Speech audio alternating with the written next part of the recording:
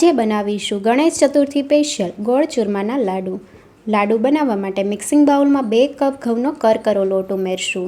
મોણ દેવા માટે અહીંયા તેલનો ઉપયોગ કર્યો છે. તમે ઘીમાં પણ મોણ આપી શકો છો. 6 ચમચી જેટલું તેલ ઉમેર્યું છે અને મુઠ્ઠી પડતું મોણ ઉમેરવાનું છે. લોટમાં સારી રીતે મિક્સ કરી લઈશું.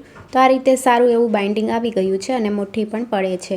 હલકા ગરમ પાણીમાં મુઠિયા માટેનો કઠણ લોટ બાંધી લઈશું. કઠણ લોટ તૈયાર થઈ ગયો છે. થોડો લોટ હાથમાં લઈને ઓવલ શેપમાં તૈયાર કરી લઈશું અને હવે આંગળીની મદદથી પ્રેસ કરી લઈશું, જેથી મુઠિયા ફ્રાય કરતી વખતે અંદર સુધી સારી રીતે ફ્રાય થશે.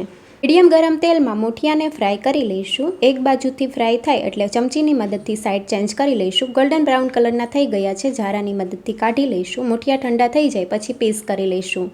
મુઠિયાના પીસને મિક્સર જારમાં ઉમેરીને પલ્સ મોડ ઉપર ફેરવીને ચૂરમું તૈયાર કરી લઈશું. ચાળણીથી ચાળી લેવાનું, જેથી એક સરખું ચૂરમું તૈયાર થઈ જાય. હવે ચૂરમામાં સાતડેલા ડ્રાયફ્રૂટ ઉમેરશું. સાથે શેકેલો ચણાનો લોટ ઉમેરશું. ફ્લેવર માટે જાયફળ પાવડર, એલચી પાવડર ઉમેરીને મિક્સ કરી લઈશું. પેનમાં અડધી વાટકી ઘી ઉમેરશું. સાથે ગોળ ઉમેરવાનો છે.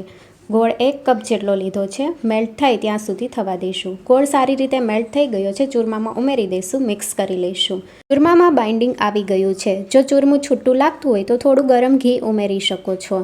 થોડું ચૂરમું હાથમાં લઈને લાડુનો શેપ આપી દઈશું. એક લાડુ તૈયાર છે. ખસખસ લગાવી દઈશું. પરફેક્ટ માપ સાથે ગોળ ચૂરમાના લાડુની રેસીપી નીચે આપેલી લિંક પર ક્લિક કરો. Thank you for watching.